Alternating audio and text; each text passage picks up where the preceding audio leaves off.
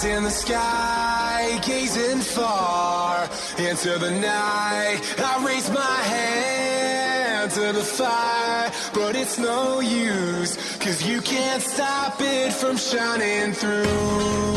It's true, baby, let the light shine through. If you believe it's true, baby, won't you let the light shine through for you.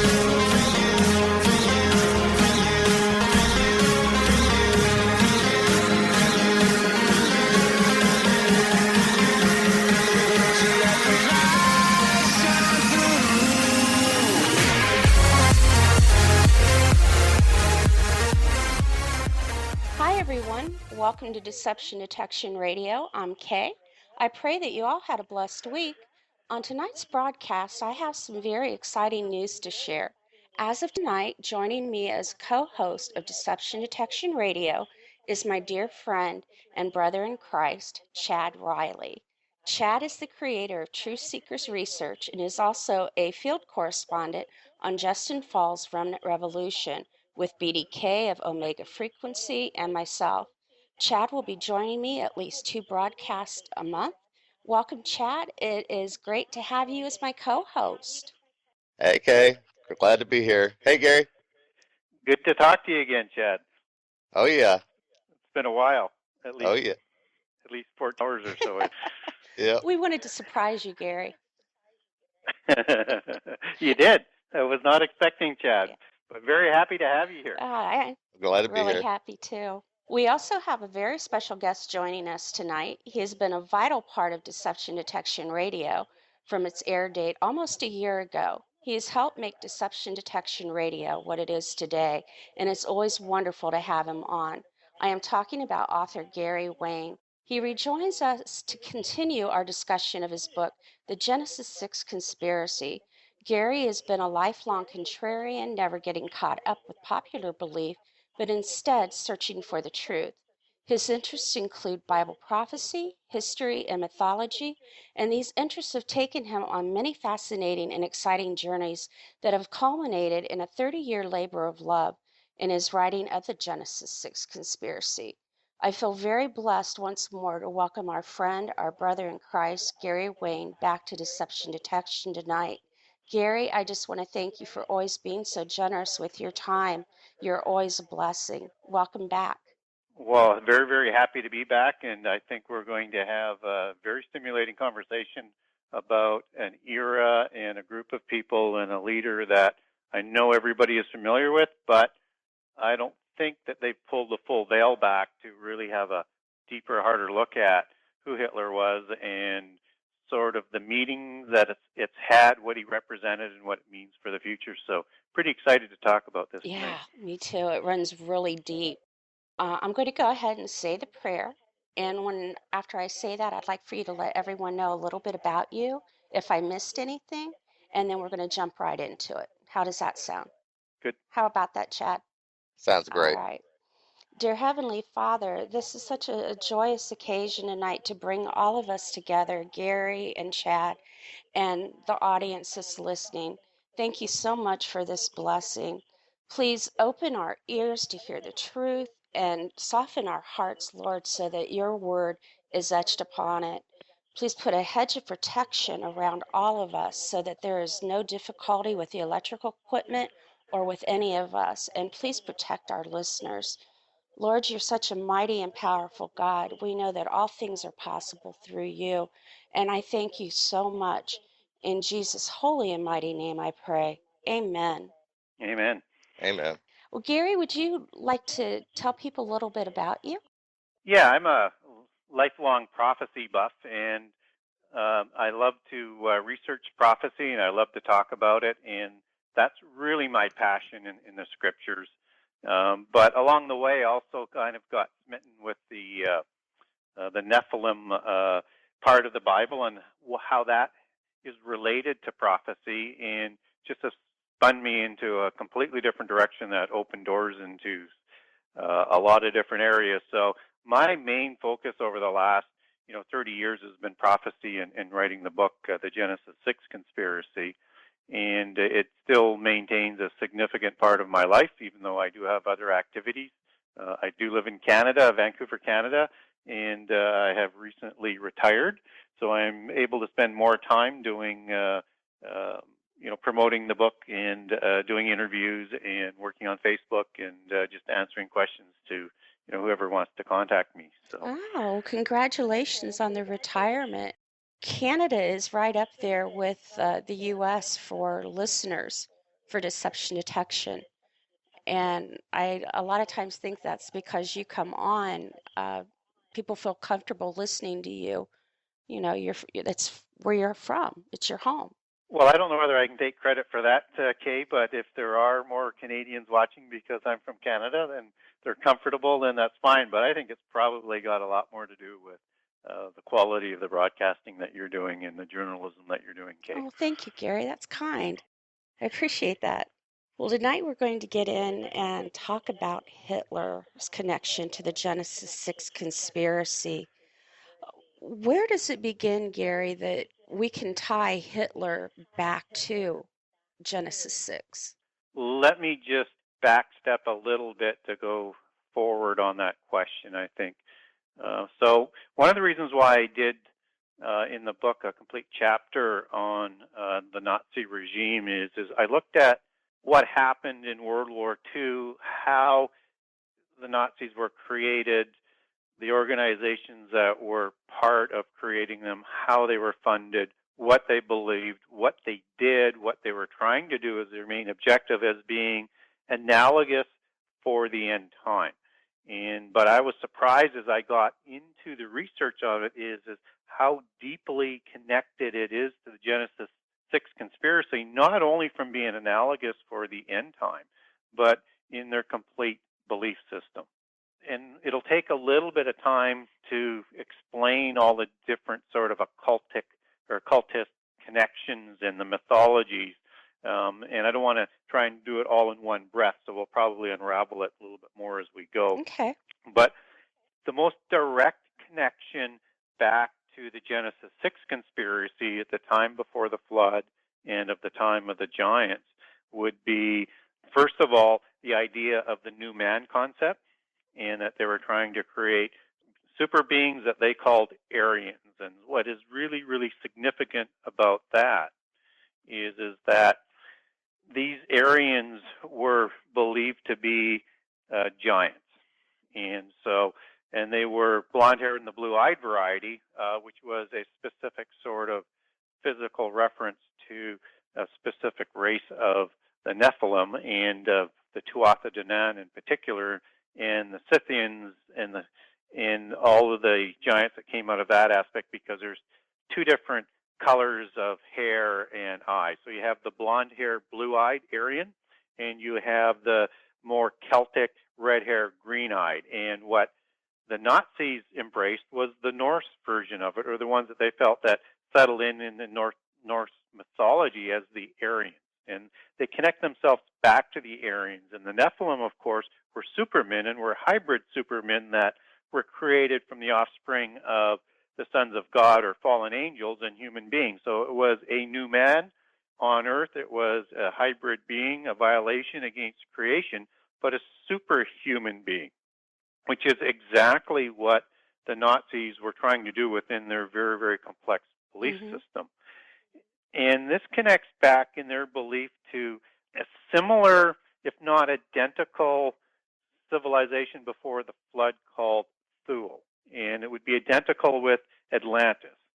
And so the Thule mythology is the Aryan mythology for the Nazis. And they believe that at one time there was a super race of giants that developed a supernatural world to high levels of technology. And these were giants, and through the flood and in the accompanying disasters that came with the flood, they were almost all but destroyed from the face of the earth. So they believe that they are connected back to these same giants that were before the flood. And so that begins this whole sort of concept, which is, we'll introduce now the secret society aspect of it, because it's a Rosicrucian belief a constitutive Rosicrucian belief that is also a constitutive sort of pillar to the whole Nazi occultist belief system. And this is the Vril. And what Vril is it's a potency within the blood, possibly Rh negative or possibly a gene, but from a Nazi belief, it's specifically in the blood, and that will sponsor a future race of super beings. So it's a belief and a doctrine based in race purity and in bloodlines, and in a specific line of blood, this real component that has the ability to make superhumans if harnessed, and is part of the Nephilim bloodline. And so we have to understand that this Vril concept is a very, very important part of what Nazism was all about. And that mixed with something called Vlkisch Ideology. And what Vlkisch Ideology is it's based on a hero mythos again. So we have the two sort of concepts coming together, and it's about a divinely manifested right to rule as being part of this hero collective. And so when we talk about heroes, we're talking about the heroes of old here, and the titans of old, or the Aryans of old, the giants from Thule in their belief system. And also within the Vlkisch ideology, you have this racial supremacy, and also where they also believe, as an extension, I'll just throw this in for down the road, is they believe Jesus was just a mortal teacher and that the New Testament was corrupted. And so they overlaid real mythology and the Vlkisch ideology, and some people might know the Vlkisch ideology as the folk soul or Das Volk. Okay? So anyways, this all becomes now part of this mythos that goes back to the Aryan Thule mythology. And that is exactly what the Vlkisch idea is. And it also includes the Teutonic Knights. And they believe, again, the Teutonic Knights, their history and their legacy also goes back to Thule.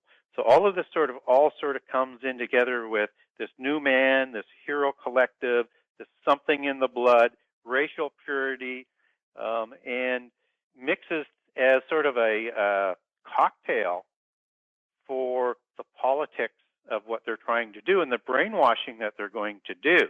But at the end of the day, they have the same goal as what took place in Thule or Atlantis, because I believe they're talking about the same place, although they would look at Thule as being the northern part of the Atlantean Empire.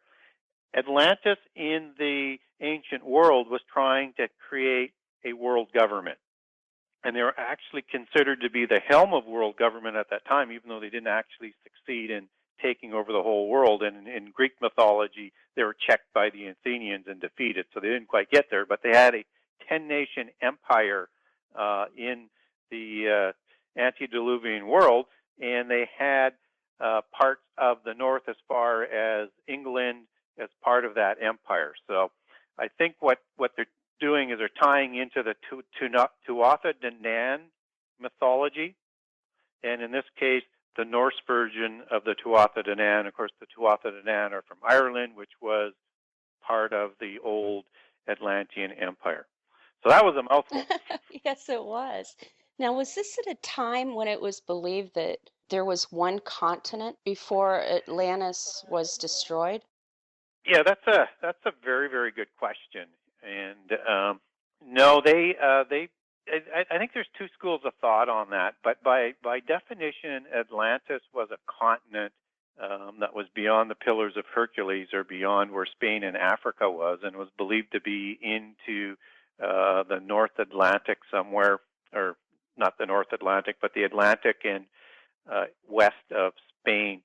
Some other people believe that was a continent that, when the crust turned over, that it went to Antarctica and is hidden under the ice. But that's a very, very sort of speculative theory. Mm-hmm. So this was one of the 7 major civilizations of the antediluvian world, but it was not part of all one continent. So it doesn't mean that there wasn't a major piece that was one landmass, which, there's a lot of there's one biblical reference where the continents were drifting or coming apart after Babel. But in their belief, this would be an island in the sea, whether it's Atlantis or it's Thule. They believe it's the same. I believe it's the same mythology. So we're talking about an island here, an island continent. I always thought it was joined. That's interesting. Yeah, I mean, I don't think we really know whether or not the continent split apart significantly before or after the flood, or they were always separated. I mean, but what we do know is, at least and what's important is it's what they believe, and it's what their mythologies and things recorded is that Thule or Atlantis would have been a separate continent, just as Mu was a separate continent in the Pacific Ocean. Okay. I was just thinking that if it was all one continent, then that would make it easier to be dominant, to take the control a lot easier. Yeah, and so what that then tells us is that there must have been a lot more technology in the advancement of knowledge that was going on in the antediluvian age. And again, I'm a fairly large proponent of this happening in the antediluvian world. And so one of the things that the Third Reich wanted to do is to create this new world empire, and that's what they would call a 1,000-year rule, or the Third Reich. And so when people talk about the Fourth Reich, that's the new Atlantis, the new age, or the new 1,000-year reign that the polytheists are trying to bring about. So it's a counterfeit of the true 1,000-year reign of Jesus, but understand they're essentially trying to do the same thing and turn everything upside down and inside out into a polytheist belief system. And they tried to make people believe that they were good, when all reality they were the total opposite. Yes. And again, I think that came across in the Hitler and Nazi movement as well, is they didn't view themselves as being, and the people belonging, they didn't view that they were evil. They believed that they were doing things right. And that's the great sort of irony is when people get involved in these types of movements, past, present, whatever, they don't believe they're doing evil. Mm-hmm. Now, when they used the word hero back then, yeah. we know what hero is. It's not a good thing. When they used the word hero, did they know that the connotation was bad? Or were they using it? Is that how the idea that hero was a good thing got started, do you think? Are you talking about in the ancient world or during the Nazi movement, or when are you referring for that question? Well, let's take it from the Nazi era.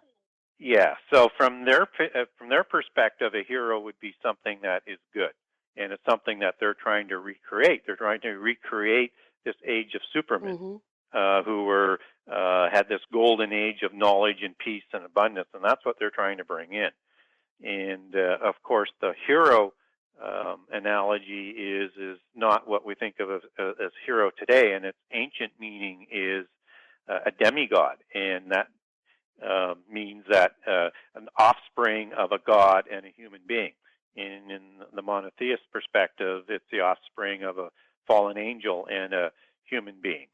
And so these were counterfeit spirits, immortal spirits that were originally put into the earth. So the whole connotation of what a hero is as a good person is not what actually happened, because we know that these giants were evil and they're despotic, and they slaughtered people en masse. They were corrupting the whole earth. They were enslaving people. They were drinking blood.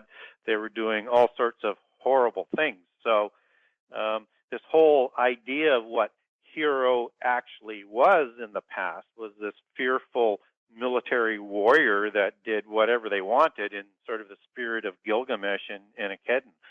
And so it's been turned into something completely different today. And again, that's just to make their ideology a little bit more palatable, I think, today. I got a quick question for you, Gary. On the Thule Society, if I remember correctly, their symbol was actually the symbol that the Nazis took the swastika from. Is that correct? Yeah, it is. It's certainly part of that ancient sort of symbolism that comes out of the Thule Society. And the swastika has a little bit more meaning than just that, even though it is a significant aspect of it. So yes.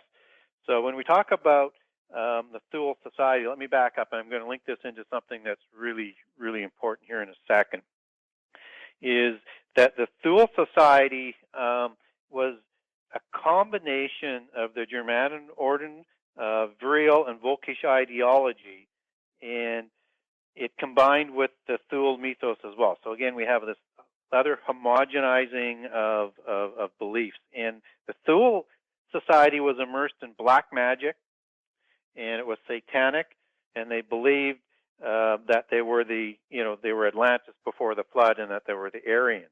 And they actually called themselves Atlanteans and or Teutonic Knights. And so Grail mythology is also intermixed in this. So you see this cauldron of ingredients that are being mixed in all occultist ideas. And the swastika was the logo for the Thule Society. And they were also dedicated, the Thule Society, to destroying the Aryans' enemies. And who the Aryans' enemies were and have always been is it's the children of God, and after the flood, the Israelites and the people who have bought into and believe in the Holy Covenant and into the New Covenant. So we need to sort of understand what this Thule Society was, and that actually began in about 1918, as I recall, when the Thule Society came together as those other societies were part of the mix. So where this connects back to is in the late 1800s, Theosophy, which is a Gnostic religion sponsored by the Rosicrucians and kept alive, they're now going to create something called Theosophy. And what Theosophy is designed to do, because they think they're moving in closer to the end time, is they want to make visible and to create a bridge between religion and science. So they want to start, at least from a polytheist perspective, start this process, because the new Atlantis that they're trying to create, as Sir Francis Bacon wrote about in the New Atlantis, the book that he wrote, in which is at the center of their belief system, what they're trying to create. They have this harmonious partnership between the ruling class, religion, and science. And the religion, of course, is the polytheism. It's the religion of Enoch the Evil, the religion of the antediluvian world. So where we're going with this is that Theosophy is an offshoot of the Rosicrucian Gnosticism designed to do this. And Theosophy takes on a lot of the Eastern religions, and the Tibetan religion is a big part of Theosophy because it's the same religion. And that's where the swastika comes across with Helen Blavatsky, who accepts that as her symbol. Now, what happens, though, is these theosophical organizations are the groups that are creating these societies and orders in Germany that is preparing for what ultimately combines into the Thule Society and the product of the Nazis that comes thereafter. But that religion goes a little bit rogue as the whole movement goes rogue, because, again, it's a Rosicrucian Freemasonry creation as well that goes rogue, and it was designed to put the Nazis in power to offset the communists, which is another movement that went rogue by the Rothschilds and the secret societies. So this religion also goes rogue, but they call it Ariaosophy. And so that's a combination of the word Aryan and Theosophy. And so that's where all of this, it sort of splits with Theosophy to a certain degree, and it goes into this Norse, Vril, Vlkisch, Thule mythology, Grail mythology, and they create this whole new sort of hybrid with all these different things that are brewing around it. And so in the early 1800s, or in the early 1900s, late 1800s, Theosophy begins to spawn a bunch of anti-Semitic groups. So that's how it starts to get moving. And they're called pan-Aryan societies. And again, they're occultist, and they're just overflowing with this Vlkisch ideology. By the early 1900s, the Armenian order by von List, a wealthy German. He creates the Armanen Order, and by 1907, we're seeing the creation of the new Temple Order with Jorgen Lanz, which is von Liefenfeld, and he's a Cistercian monk.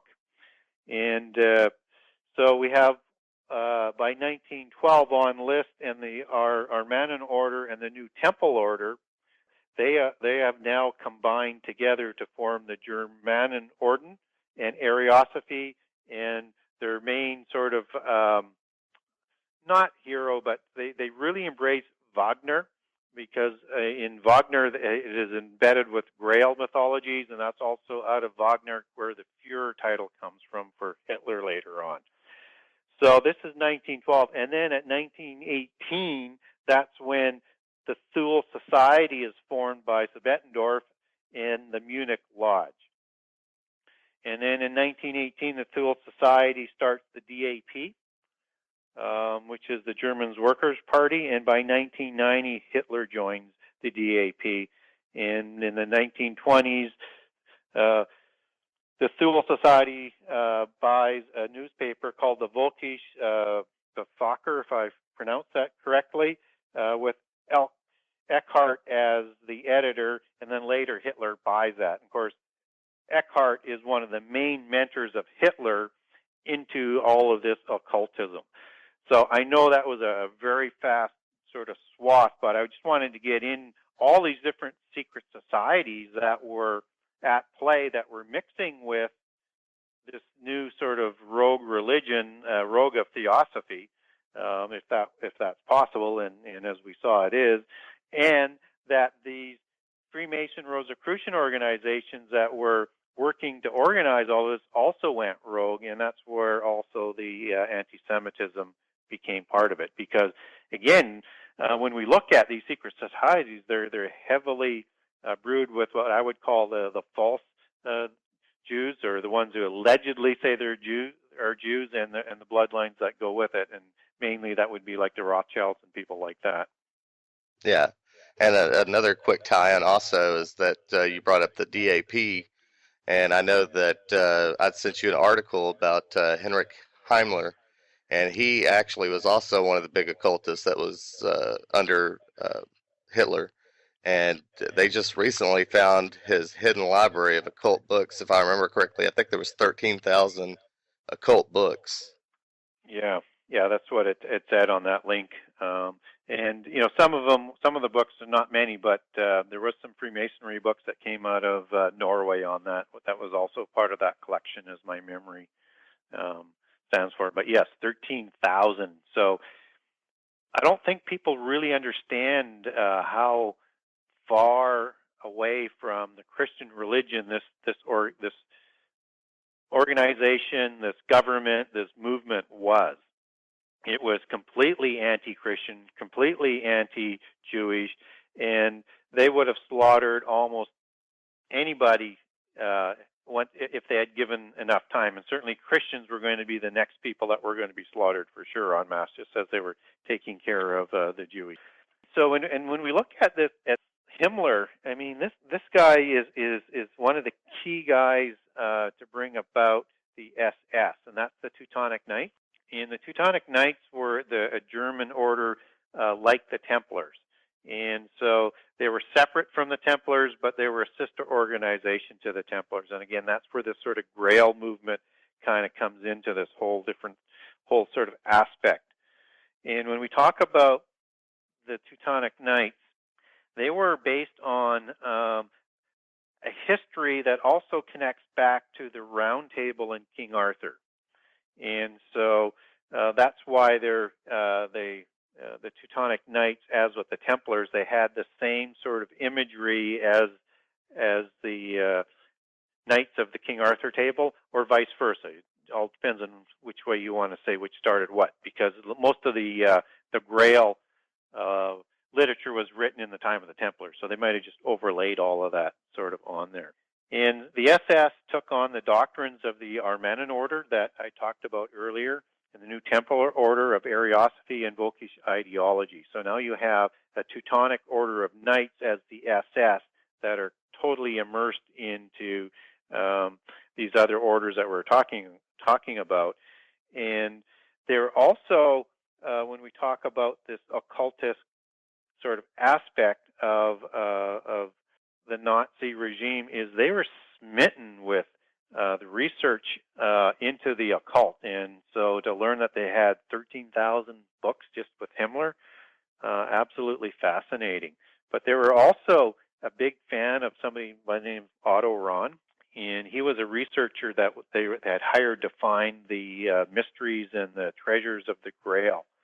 And he did a lot of excavation in southwest France around the Montsegur area in 1944, and that's an area where a lot of the treasures were brought back from Rome into the Visigoth area, and they thought other treasures were hidden there as well. Now, they did find a whole bunch of stuff there, but it's either gone missing. There was a record that was kept of it, but there wasn't anything to me that was all that fantastic. But if there was things that were spectacular, they probably wouldn't have written those ones down. But we do know that when they did make the phone call back to Hitler and high-level German officials at that time, they were very, very excited about what they found. And Himmler and Hitler, they were on a plane very quickly over there to congratulate them. So what they found, we're not exactly sure, but they were just smitten with Holy Grail aspects, Ark of the Covenant aspect. And again, we see all of that sort of in the Indiana Jones trilogy. They're bringing out some of that fascination that the Nazis had on the Grail Hallows. When this all took place, is that when Hitler gave out medals to celebrate the find? Yes. Yep. They awarded medals right on the spot there. That is so hard to picture. And I wanted to go back just for a second, Gary, with the books that were found. What shocked me is the effort that Himmler put into it. Those books, the majority of them were stolen, and the countries were combed, the libraries, and that they were looking specifically for books on the occult. They didn't want anything else. He didn't, just the occult books. Well, because you have to understand that they were creating a new religion. And again, this is one of the things that most people don't know is they actually created the Reich Church in 1933. And at its head, of course, was Hitler as the Führer, and he's the Messiah type figure of this new church. And so they were creating their own government that was partnered with this new religion, and this new religion is the Ariosophy, or the religion of the end time, because it's going to be very, very similar. So when we look at what was motivating them, they were trying to create a religion that they were going to use to eventually unite the empire, because again, you have to go back to history on what they were trying to do. So when you look at what Constantine did, he did the same as what happened in Persia with Zoroastrianism. Is he created Constantine created this religion that was designed to unite the empire across all borders that people would recognize, and that's why he put so much of polytheism into it with a lot of its imagery, because he was really trying to combine sun worship with the religion of Christianity. And so Hitler's trying to do the same thing, because he's not going to ignore Jesus as being there. He's just relegating him to mortal status, not God status, and just another prophet, and somebody that has been misrepresented by Jewish authors in their anti-Semitic way of viewing things. But he would be in the mix, and he would be in their mix, and was a blonde and blue-eyed individual, because he was obviously Aryan in their belief system. And so, I mean, again, and Hitler goes on and he announces in 1933 the formation of the Reich Church after listening to Wagner.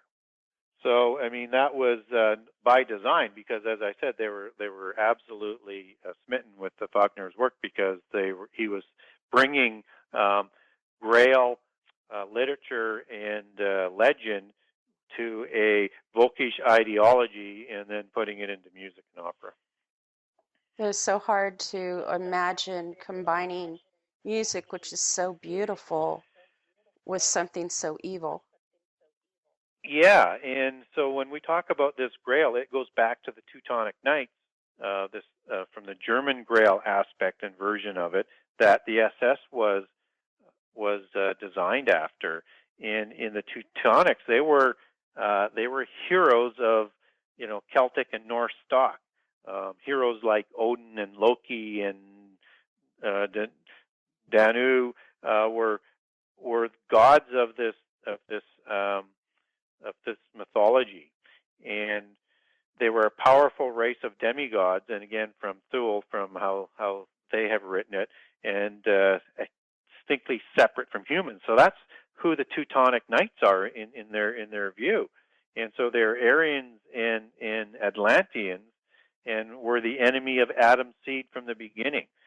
And so even though they were a sister organization to the Templars and also the Knights of St. John, they had this Vril sort of distinction. And so they were, the original Teutonics were an ascetic monk warrior order of Pan-Aryans. So they were racist, Vlkisch ideology, and they wore black crosses as opposed to the white crosses of St. John or the red crosses of the Templars. And they also believe they have a Merovingian connection in there as well, where the Cambrian Franks were of a Celtic Teutonic tribe. And of course, when we talk about the Merovingians, we have to understand that Argada married Pharamond in about 420 to 430 CE, and Argada was a Cambrian. So again, they're linking into this whole sort of thing that I talk about in my book. And all of this is brewing underneath.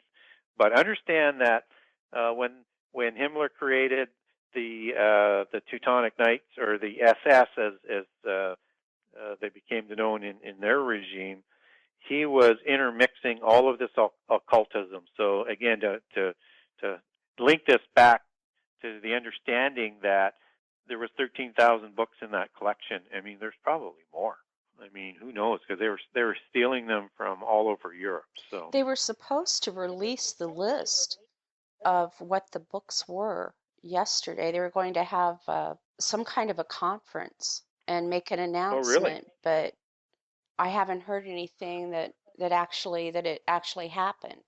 But that's a lot of books. Yeah. If they tried to list them, I think it would be more of a generalization. But they were Yep. pretty excited about it. And again, that makes sense, because the Wiccan or witch belief, as which a lot of these books are about, is again the same religion. And so it's just another wing of the polytheist belief system. And under theosophy or under Gnosticism, it's they sort of umbrella all of that. Those books would be power for them. Yeah, absolutely. And there was a lot of other people that were at work to sort of create this whole, let's call it a Babylon type scenario in the Nazi regime. I'm sure some of the people out there might remember Stefan George. And again, in the early 1900s, he was a very famous poet and writer. But, of course, he was part of the Theosophy movement, and he was an occultist. And he's the one that actually co-opted from Longrus the Führer and from Wagner. So the term Führer was actually Stefan George, who was also part of these secret societies that were forming in the early 1900s. And the writings of Stefan George were taught to Hitler's youth movement. So we had this brainwashing of this very, very strong and famous occultist, brainwashing the youth movement. And if you look at some of the other guys that were involved, and I mentioned earlier a fellow by the name of von List, he's actually the architect of the Ariosophy movement. So he's the one who creates this special German segregation from theosophy. And so he's the one who first combines theosophy with the Vlkisch ideology and doctrines, and then in combination with Van Zlevels and the New Temple and the Armanan Order, all of this brews into this Indo-Aryan Brahmin German Orden in 1912. So all of these people played a big part in creating the building blocks so that Eckhart could come around later in around 1918, 1990, and with the Thule Society and indoctrinate Hitler into this new hybrid type of polytheist religion. So a lot of work had gone in, and seems like they were doing it in preparation for somebody to come along to lead it, because that's what excited them about Hitler, was his oratory skills and his popularity amongst people that he associated with. Seemingly, they thought, this is the guy that can lead us, and that's why they had to initiate him into all of these different belief systems. Well, he took speech, I guess you'd call it speech lessons, on how to get the public approval and use his hands and different motions that would demonstrate that he had the power. Yeah, and he could, Hitler, whether or not he was taught, and I know he was, and I think you mentioned that when I cut out there, he was able to hold people with this hypnotic sort of, I don't know, this fog, this thing. I mean, people were just fixated on him, and he was basically almost hypnotizing them the way he spoke, and he would start very quiet, right? Yes. Start very, very low, very normal, and continually raise the volume to a level where he, when you see clips, you see him basically screaming. Well, he didn't start screaming from the beginning, but he just sort of brought them along and hypnotized them, and then worked them into a fervor by raising that volume. So, and certainly the Antichrist of the end time is going to have the same sort of oratory skills and probably more. And he probably won't have to use a teleprompter. I don't know if you've noticed this or not, but a lot of the politicians here in the United States, I've seen comparisons of their body language, their speech patterns, the way that they use their hands, and they've compared it to Hitler. There are a lot of there's that connection. It's almost like they've sat and watched videos of him to learn how to get that power. Wow, that's interesting. That's very, very interesting. And obviously the techniques worked. I mean, we don't have a lot of there's not a lot of film out there to watch, but what you can see, I mean, and what we know from we're taught in history is he was able to control people with his oratory skills. So there's obviously a technique there, and if people are trying to learn it, that's kind of a scary, scary thought.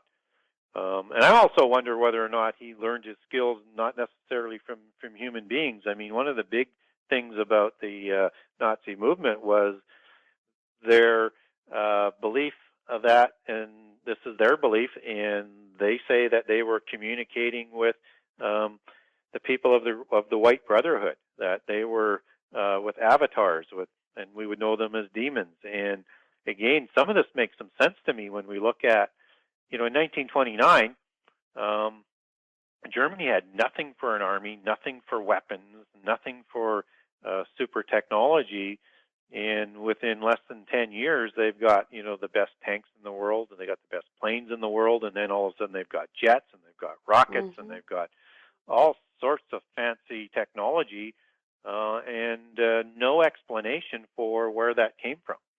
Actually, what is it? Herman Oberth and Werner von Braun. I think that they've actually both went on record and said that they got help from them. They never actually came out and said who they were, but they did go on record and say that they got helped. Yeah, and again, it's absolutely consistent when you understand that this whole organization is brought up in two that are working together. So you have the secret societies and the Rosicrucians in particular that are organizing much of this, along with Freemasonry, and they believe that, especially the Rosicrucians, that they talk to spirit guides and to fallen angels and to the White Brotherhood. Theosophy and Gnosticism believes the same thing. So if this is an off product of Theosophy and secret societies, which it is, then they would have had that skill in those contexts, the capability to talk with the spirit world and get illicit knowledge from heaven, as we would understand it from Genesis 6. Yeah, I know that was something similar to that also with Bohemian Grove. That's pretty well known that Oppenheimer received the information to build the first atomic bomb at Bohemian Grove from spirits. Yeah, and I believe that they are able to channel that way because we know demons are a fact, and if demons, as I believe and pretty much think it's accurate, is that the demons are the spirits of bodiless giants, and that, as we talked about earlier in the show, that the technology in the antediluvian world went to a significant level, and perhaps as much as ours is today, or even further advanced. I think they were further advanced than we are today, because there's engineers on record that have said that, these megalithic structures and these stones, what is it, Baalbek, the mother of the pregnant stone, is about 12 to 1,500 tons. And they said that if they had an unlimited budget and all the best equipment in the world, they said that we still couldn't duplicate this technology. Yeah, and they would have to have been further ahead, just connecting the dots that these are the demons from the antediluvian epoch, and they're providing this information. Could be fallen angels, but likely it's the demons. And so if you're going to advance our technology, they would have to be more advanced, and therefore before the flood they would have had to have been more advanced. It's just kind of logical when you lay it out that way. And it continues to be that way, that they're helping develop our technologies, because some of the things that are coming along seemingly are way too quick in terms of the span of time that it's been there. It seems to me there has to be a communication that has been passed on, probably to our own government, because they're all run by the secret societies and the 13 families. So it just makes sense to me. Do you believe that it all goes back to the 7 sciences? Yes, I do. I mean, it's the combination of the development of those 7 sciences and the illicit knowledge that the fallen angels, particularly the Big 7 who ran the 7 cult centers of the antediluvian world, fed to the descendants of Cain. And all of this was in place by the time of Genesis 6 and the copulation with human females to create the Nephilim. And so I actually do believe that and again, it's not that the names of the sciences is what people should be struck by. It's what they did with the knowledge. And certainly, when you look in the alien mythos and they talk about the language of the universe as arithmetic, well, that's one of the 7 sacred sciences, but it's to the level that you do with this math and what you can create with it, just as you do with all of the different sciences. And the 2 big things that they sort of combined a lot of these sciences with were alchemy and philosophy. And philosophy guides the sciences for the direction that they want to go and harmonizes it. But the power of alchemy, which goes back to the Chem of Mendes, which goes back to Azazel, is believed to be so powerful that it could destroy the world. And so they'll introduce this type of information in the end time, but not beforehand, and that's why we don't see a lot of that application yet today. It could happen any day, though. It could happen any day, absolutely. There's still some things that need to be happening, but things can move very, very, very quickly. So And one of the things is what they were trying to build is how are we going to see a universal religion, and a universal religion that is recorded in Revelations and in the Old Testament as a Babel type religion or a Babylon type religion. But I think it'll be what we saw in Nazi Germany, which is a theosophic, Gnostic, polytheist religion, not sort of what's in fad today as Islam. Islam will just be umbrellaed underneath it. I've got a quick little branch out for you real quick. You were talking about the them being far more advanced in the past. Just a real quick segue over into Indian text where they were talking about Vimanas. Now, Hitler was involved in looking for the Vimanas, am I correct? Yes. But there's nothing that I found to say that he actually found them. No information on the actual discovery of that. But again, that's just all part of that whole fascination they had with the occult and the occultic religions, and how much money and time and effort that they spent all around the world looking for things. But, it makes sense. I mean, if you look at the number of the people that were part of the Thule Society, including, Hitler, you have I always want to say Elkhart, Indiana. Eckhart. That's a little ways Dietrich from me, Eckhart. but it's here in Indiana, that's for sure. He was certainly part of the Thule Society, and you've got Rosenberg, who was also a member of the Thule Society. And Rosenberg, I mean, he's one of the chief philosophers or theologists behind the new religion. He made a lot of the Nazi doctrine, and he also wrote, a book called The Myth of the 20th Century about the new man philosophy. So he was, constitutive part of injecting that in there. And what else did he do? He also was so brazen at that time. He was out there proclaiming the death of Christianity as it was understood that day, and that this new religion that they were putting out, the Reichskirche, was going to replace Christianity. And of course, he also believed heavily in the Vlkisch idea, and that they were going to regain the ancient German soul, the ancient spark of the Nephilim. And you also have Rudolf Hess, who was part of the Thule Society.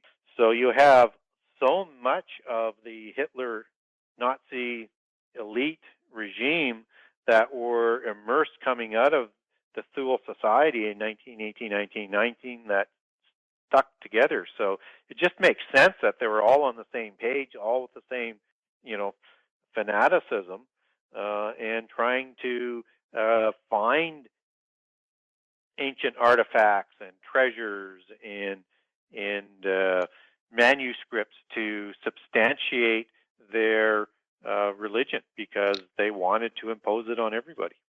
Yeah, because I don't think too many people actually realize that, like Blavatsky and all the people that were running around looking for these ancient texts and were actually translating them.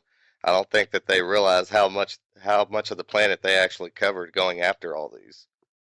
Oh, they were everywhere. I mean, everywhere they could reach, they were looking. I mean, it was a huge, significant portion of money that went to find that, to find those things. Because again, I mean, if you're going to create something that's new in as glue for your perceived new world empire, just as he was going to build a whole new city, which they never really got around doing it. That was going to be this, the world capital for the world. I mean, you have to do these things if you're going to try and brainwash people. You have to present something that makes sense and legitimate, so that they're going to believe it.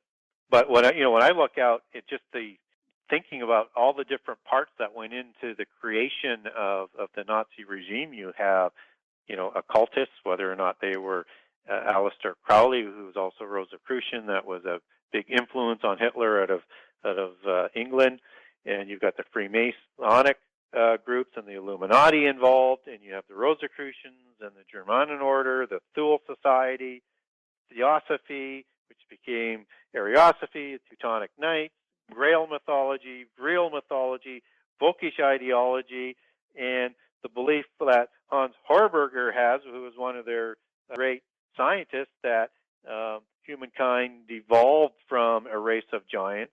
You have all of this working together. This is a very complex thing that happened that didn't happen by chance. Oh yeah, the whole thing you're talking about, Aleister Crowley. I mean, he actually he founded the OTO, and L. Ron Hubbard, who was the head of the Scientology, as well as Jack Parsons, who was the head of the rocket engineer company that did all the rockets for NASA. I mean, they were his proteges, his understudies.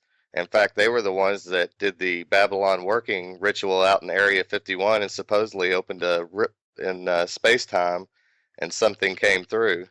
Yeah, I mean, all of this is connected, and it comes out of a movement that the Rosicrucians were working on through their Theosophic working organizations to create something called social masonry.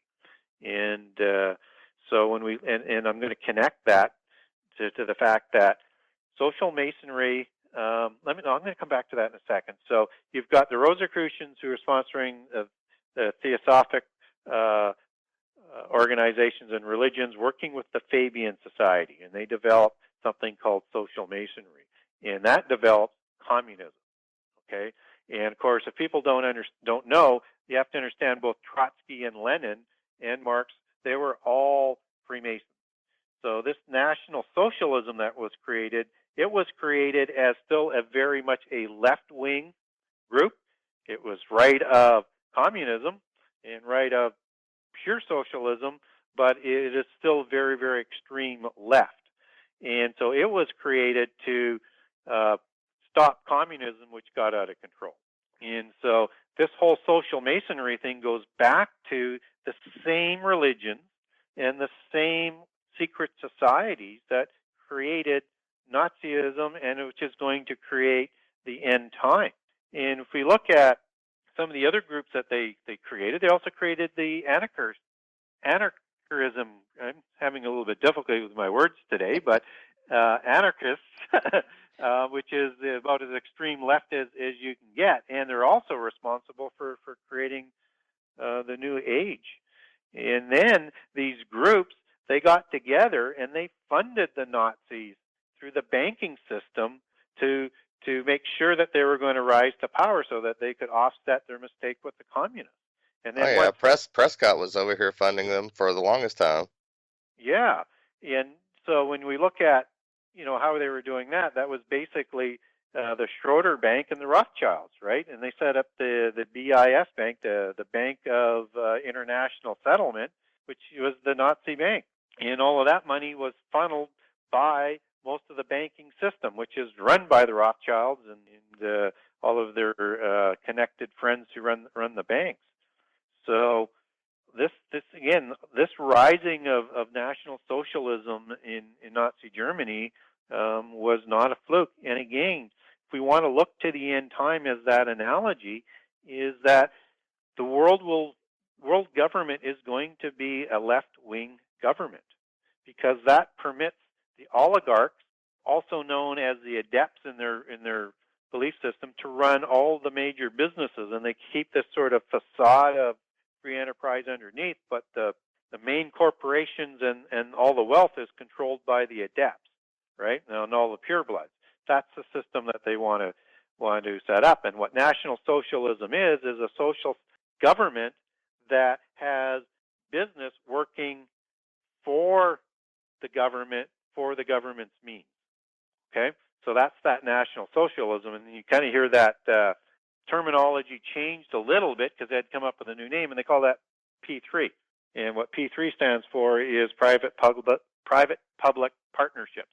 So you want to look at that as what they're trying to do with creating these democratic social governments in the West so that they can take our rights away. And it's going to be modeled the same way you've got with Russia, where you've got with China, where you've got this facade of democracy, this facade of free enterprise controlled by left-wing fanatics who are theosophists and secret society members. George Soros would be a classic example. the thing is, a lot of people don't really even pay attention to what's going on with George Soros and just how much.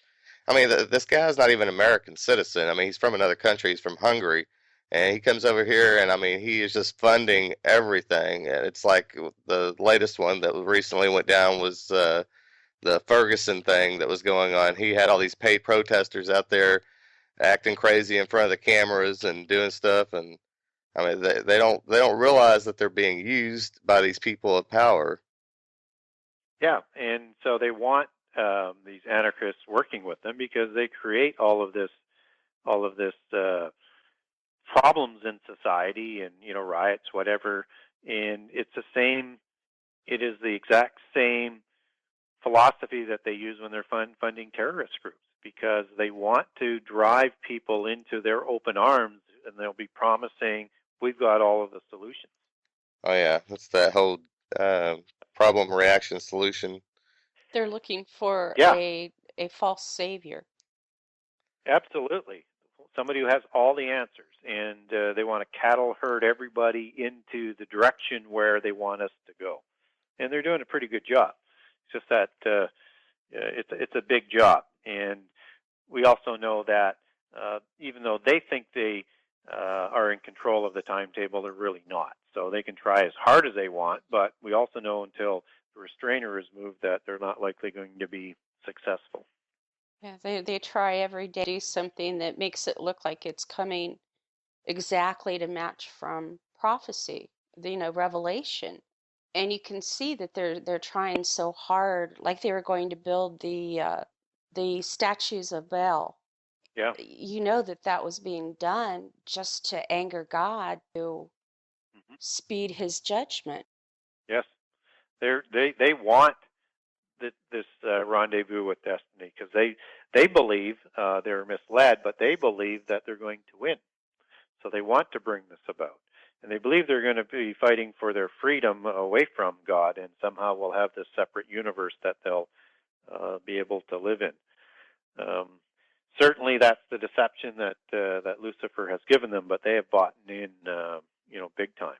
And so they believe that Lucifer is the equal of God, and that this is an ongoing thing, that nobody really wins, but you can create your own freedom. And I guess kind of like in the Cold War, we had Russia and the United States, and you live on separate sides.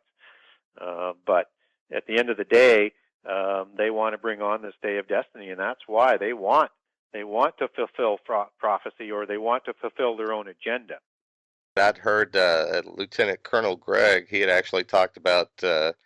He's actually been in the S4 and the Dulce, New Mexico facility, and he said that they basically had to sign a document saying that they were not allowed to use the name Jesus Christ underground in these tunnels. And they said that he actually met some of these beings and they were, basically like giants. They were tall, and he said that they called themselves the Nephilim and said that they were preparing for a galactic war with God.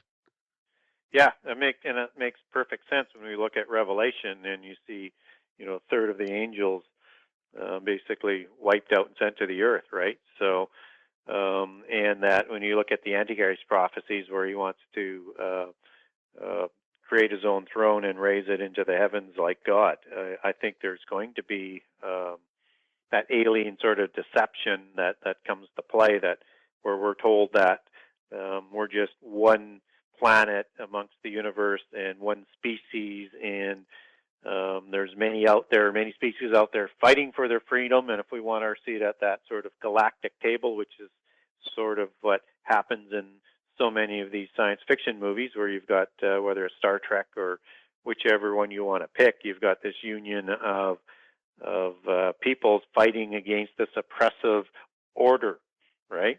So, and it doesn't matter whether it's Star Wars or you pick the one that you want, but they're going to tell the same story. So it's all about creating that delusion that humans need to fight for their freedom. And real quick, while we were talking about that, brought up, I remembered Carol Rosin. She was actually the assistant for Werner von Braun, and she actually worked with him for about 4 years before he passed away.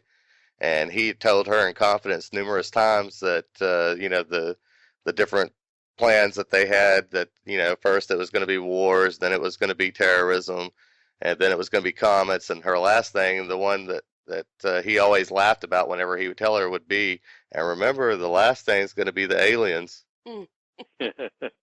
It's amazing how consistent they are with the things that they say, what they do, what they write about, what they plan about.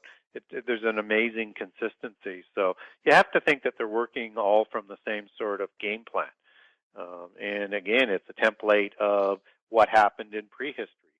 And, again, and we know in the end time that we're going to be mixing with demons and fallen angels, just as they were in the days of Noah, and one presumes there's going to be some sort of Nephilim influence. Either ones were saved, taken to another dimension, recreated, descendants, hybrids. I don't care how one wants to recognize that that's likely going to be the case, but it probably is going to be the case. And so, again, it's this new Atlantis that they're trying to recreate. And again, everything connects all the way through. And again, we talked about Atlantis having 10 empires. Well, we also know that in Revelation and Daniel, they want to set up a new world order, a world government of 10 empires, where the Antichrist is going to overthrow 3 and then totally take over himself. But the plan is to recreate a new Atlantis of 10 empires. There was an organization that's quite high up that was specially formed in the late 60s and early 70s called the Club of Rome. And I've mentioned this on a number of shows, is that this organization has been designed to help bring about the New World Order that they have divided up into 10 zones, 10 regions, 10 economic zones, 10 spheres of influence, 10 trading blocks, however you want to call it. They've got the world already pre-planned to be divided up into 10. So again, they're working to fulfill what they believe is their agenda, even though it's identical to what is prophesied and they should already know about, right? Yeah, and another thing is that a lot of people don't realize is that the Nazi Party didn't actually die out. That's the thing is, we basically absorbed them here in the United States under Project Paperclip. They came over here and they were put in high positions, very high positions. And that's the thing. I think a lot of them actually went to work for the CIA too, if I remember correctly. Mm-hmm. Yeah, I don't have the number at my fingertips how many scientists and people that they scooped up and put into the military machine and the spy machine, but there is a significant number, and which is one of the reasons why the U.S.'s technology propelled so quickly, because the Germans were just that far advanced. Yeah, and look who they were getting their help from. Yeah, and look who they were getting their help from. So when we look at the end time, we know that these leaders are going to be in communication with the spirit world, just as the Rosicrucians are today, and just as the Nazis were. So again, when I think it's such an important period of time for people to learn about, because we're going to see those fires or those kilns again, and along with beheadings, there's going to be a Holocaust, 2 Holocausts, make it genocide. So because I know Holocaust is generally just for the Jewish people, but from a genocide basis against Christians and probably all monotheists, including Jewish people, and anybody who disagrees with them, they're going to be wiped out en masse. And if you look at the Georgia stones that's likely put up by the Rosicrucians, they're imagining a world of 500 million people, and most of those are going to be all of the people that either have the bloodlines or the gene of ISIS. And anybody else that's left is just going to be there to serve the 500 million of as purebloods as they are, and the rest are going to be slaughtered off. So they're going to be there for cattle, for rituals, for service, but they're not there. Anybody who's not part of their belief system in terms of bloodlines and genes, they're not going to be part of the good world if they had a chance of winning. So what they're planning is got no benefit to humankind whatsoever, only for themselves, and because they believe they're descendants from the giants, they would like to eliminate humankind. You know, what I find ironic about that is the fact that they want to eliminate so many people to get to that number, but yet every day you're reading that they're coming up with ways to increase the length of people's lives. And I mean, to me, I have to step back and look at that and say, there's something wrong with that picture. I, I don't believe that they're trying to actually increase the length of life for the common people. I believe it's going to be the elite that get that, but they're going to find a way to use that same thing to eliminate the rest of Well, what us. they can't get, yeah, well, you have to understand is what they can't get around is what God did to them in Genesis 6, is that whether it be via a fallen angel or whatever manner, that mankind was not going to live beyond 120 years. hmm So the only way they can get around that is somehow DNA manipulation and things like that. They somehow think that they can prolong life through that, or transhumanism with extended parts. But I'm not convinced that anything they can do can overrule what God has already commanded. But they do want that immortality back because they want to be like God, right? And you can't be like a God unless you are immortal. So you have to extend the lifespan of people, or you have to be able to vibrate into another level of consciousness, which is, more propaganda. What they really are trying to do is create physical gods on Earth and rebel from God Himself. Gary, I got a quick question for you. Have you noticed in your research that there was quite a bit of stuff going on in 1947? It's just one thing after another. Did you notice that? Yeah, well, I think one of the biggest things in 1947 was Roswell, right? Well, I mean, there was Roswell, Aleister Crowley died, there was Yes. the whole Babylon working, Yep.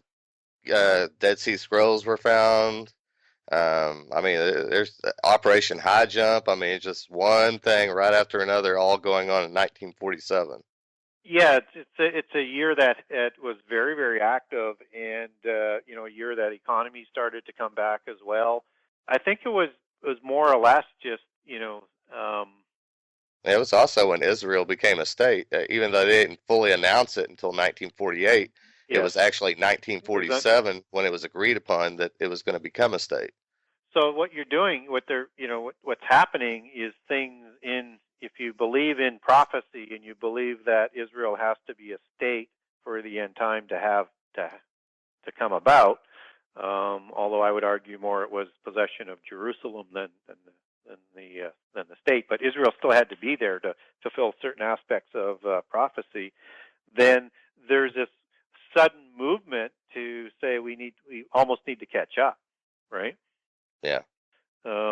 Which is, again, rather odd unless you understand that they want to bring about this rendezvous with destiny. And so if you also look at it is if they understand Bible prophecy, And we know that they do. And we know that they do. And I want to come back to that in a second. So it's in their interest to recreate Israel. Right? Whether or not it's legitimate Israel, I don't care what your belief system on whether or not they're true Jews or not, but to create that state is absolutely essential. So again, why wouldn't they be behind and funding and a proponent of doing this if they want to bring on this day with destiny? And so one of the reasons why I just come back to is I know that people may find this hard to believe, but if you look at when the King James Bible was translated and who was doing it, it was obviously by the educated elite in the early 1600s, and it's published in like 1610. Now, when it's first published in 1610, it's absolutely covered with Freemasonry symbols. So the elites that were doing the translation, I think they did a masterful job on the translation, were all part of the Rosicrucian Society, the people that were going to form the Royal College 50, 60 years later, Oxford College, Freemasons. And so they translated the Bible, and King James was a proponent of getting this done, who was a Freemason as well. And again, what he did, he had so many of these factions going on, whereby you have the Presbyterian religion, you have the Puritans, you have the Catholics that want to get back to power, you've got Parliament that's running amok, you got all these different factions. So he creates one version of a Bible to help unite his new kingdom, because he takes over from Elizabeth I. Okay, I mentioned the Masonic emblems that were on the first edition that quickly came off because that wasn't going to be acceptable. Where I'm going with all of this is that they have their own Masonic Bible. That's, in some of the presidents will swear in with the St. John's Bible, or they'll use one of each, one in each hand, and that is a Masonic Bible. And so what they've done from that is that's the base, and they have their own where they've added their own meanings, their own additional history, things that aren't in the standard version of the King James Bible, even though that one is a very, very good translation, and that's the base for theirs. And they have one that's based on that because they created it, and they've just added more information to it. So, I know exactly what you're talking about, because I've seen the Masonic Bible. On the very back of the book, it's got all this stuff about history, and it's got the Egyptian stuff in there. It's got photos and everything, and like I said, most people don't even realize that what you're talking about. Well, I remember too that Hitler wrote his own Bible. He replaced everything that had to do with Jesus, and he put his name in. He wrote it the way that he thought it should be.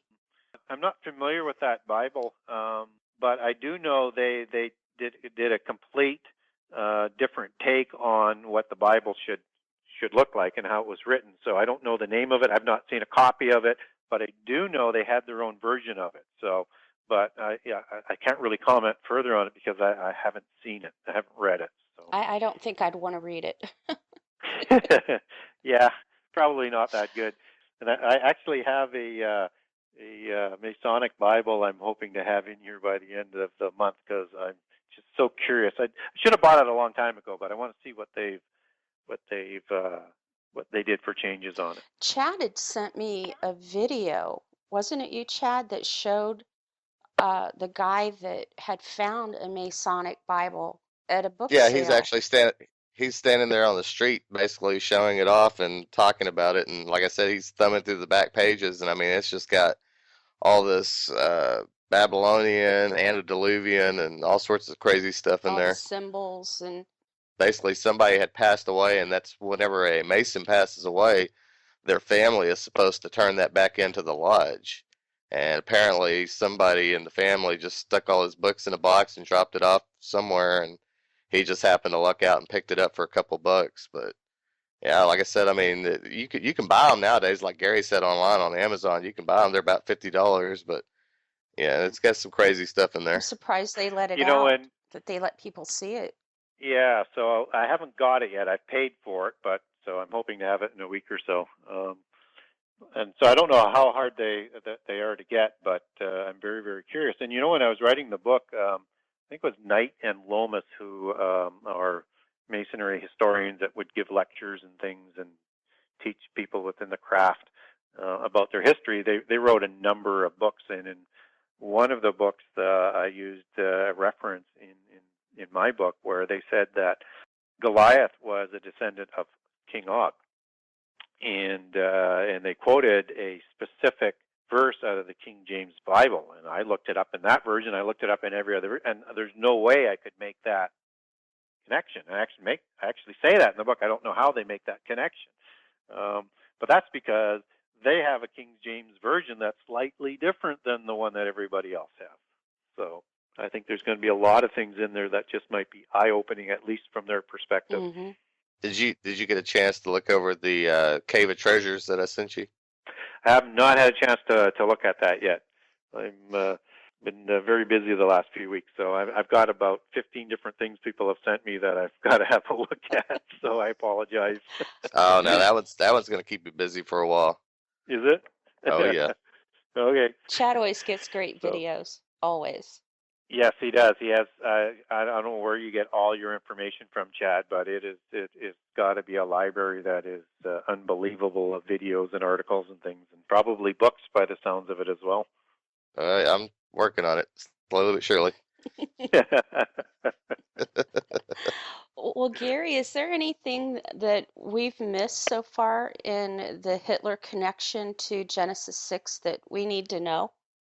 Yeah, I think what we it was really a snapshot of the Genesis 6 conspiracy, and I know I mentioned that a couple of times, and it's a snapshot of what's going to be coming about us in the end time, and so it's loaded with technology. It's loaded with we're talking about the Nazi regime. It's loaded with the worldwide religion. It's loaded with the Antichrist figure. It's loaded with the New Age, 1,000-year reign. It's loaded with everything from genocide to reinterpreting the Bible, which our Bible will be reinterpreted in the end time. It is something that people should pay attention to as to how bad the end times are going to be, and understand that we're not that far away from it. So just sort of a recap, and we could talk for ages on some of the smaller aspects of some of the occultism in the Nazi regime, and it was just simmering in occultism, and none of this was permitted. In fact, Winston Churchill insisted that it not be brought up, any of these occultist ties during the Nuremberg trials or any of the other ones, because they were fearful that they could, and if they permitted that evidence, that they might actually submit pleas of insanity or not being mentally stable. So they purposely, the Allies purposely suppressed this information, and it really started coming out probably in the 90s and the last 20 years. So, and there's still more to come out on it, obviously. I wonder where they have all that stored. It has to be somewhere that's really a vault. Yeah, I would think so. Well, you know that I'll be having you back again probably to talk about that, Gary. And Well, Chad's joining now, which really, it's great to have him with us. yep. I would love to come back. I'm glad to hear that because we love having you on. I'm going to go ahead. Chad, is there anything else that you wanted to say? Oh man, I could sit here for hours and do I could this. too. I really enjoy having Gary on. Yeah, he's a plethora of information, and then some. Yeah, I want to encourage everyone, you get a chance, pick up a copy of Genesis 6 Conspiracy. I say this every time Gary's on. It is a companion book with my Bible. It sits right there Yes, with my Bible on my nightstand. And and they make great gifts as well. I oh mean, you can yeah. buy one for every member of the family. Yeah, because it's a book you're going to use for your lifetime. It has more information in it than you can even imagine. How many pages, Gary, did you say that you took out of the book, and it's still over 600 pages? Yeah, it's an 800-page book as it's published. There's over 100 pages of endnotes in there, and I took 25% out. And Oh man, yeah, I just thought there's no way I'm going to get this published, and there's no way somebody's going to read a book that large. But when you're trying to do a complete sort of narrative from Genesis 6 to the end time, it's not hard to fill in the blanks with a lot of pages. So, and you know what? I could have continued to research, for another 10 years, because there's just so much information out there. But at some point in time, it gets to be sort of more of the same, right? Even though this might be new, it's still along the same sort of theme. So, the idea of the book is to give people a launching point. yeah, a launching Right. point, and to dig things in separately. And I like to tell people that it is a long book, and there's 100 chapters if you include the epilogue and the preface. But the average length of a chapter is 6 to 7 pages, and they're all mini stories. So you can read one, come back, or read 2 or 3 and come back, or read further on into the book and go back and reread that chapter, because everything's going to keep coming up as the book unfolds, because it's all connected. So it's not one of those books that you want to try and read in a very short period of time, because there's so much information in there, it'll overwhelm you. And so it's written in a way that you can read and digest in pieces and keep coming back, and then use it as a reference afterwards because of the way it's laid out and the size of the chapters and the names on it. So, And everyone, you can go to Genesis6conspiracy.com, and Gary has put excerpts of every chapter up, so you can get an idea how he writes, his style, and just what you can look forward to if you get the book. absolutely. And I also have all of the interviews I've done with UK on the website under the media section. Wonderful. And I'll be Thank putting you. this one, and I will be putting up this one after I get it, after it's been published as well. So, so if people want to see some of the other interviews that you and I did, they're all there and they're all grouped together. So, Yes, I get nothing but good things said. Everyone enjoys hearing you and what you have to say. And I see so many people that say, I'm getting that book. yeah, We're still working on your next book, Gary, that you said that you were. I am. I have not had a whole lot of time to work on it in the last couple of months, but I am still working on it, and we'll see when it comes out. But so busy right now promoting this book and doing a lot of interviews. It's hard to get a lot of time to work on the research on that one, because it's a heavily detailed book as well. But it's not going to be as long as this one. I'll guarantee you that. No 30 years, right? Yeah. Oh, I'm looking forward to the next one. Me too. Yeah. Would you like to give everyone your contact information, Gary, how they can get a hold of you, just whatever that you want to let people know? Sure. Okay. So first of all, my website, www.genesis6conspiracy.com, and that's Genesis 6 with the number in it. On there, you can contact me through that website. You can also buy a book from me there if you want personalized or autographed in any way. It also has links to Amazon and Barnes & Noble. If you want to check them out, it's also available in Kindle version too, and I have a link on the website.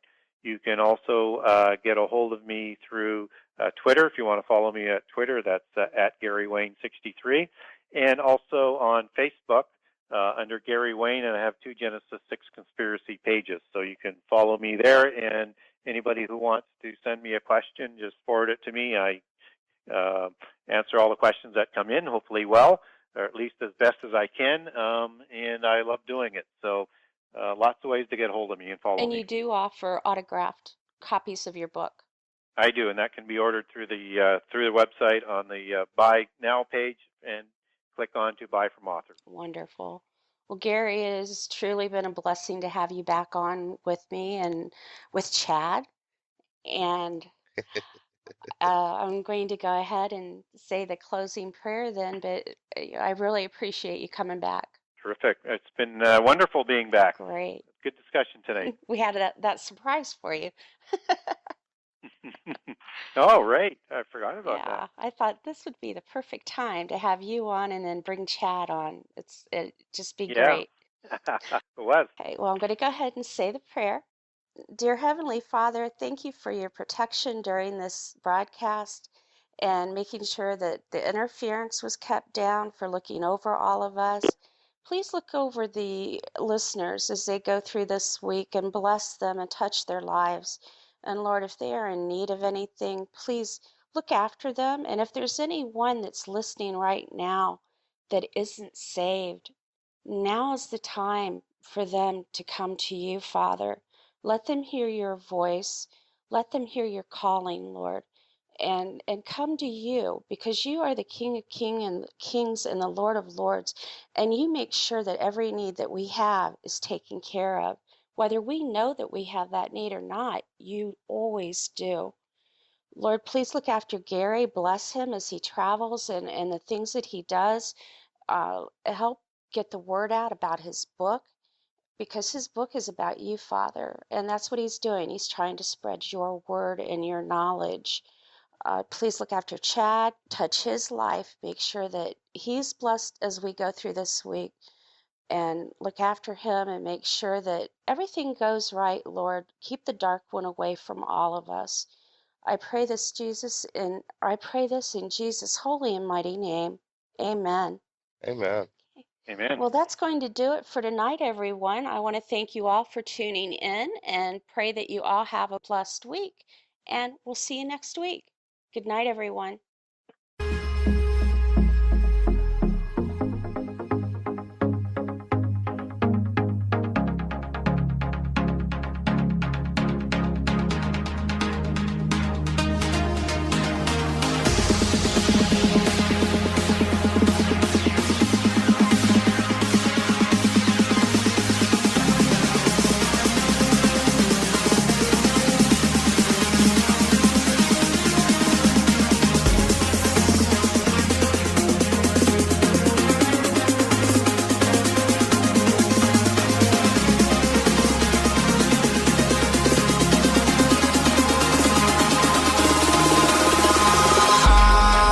In the sky, gazing far into the night, I raise my hand to the fire, but it's no use, 'cause you can't stop it from shining through.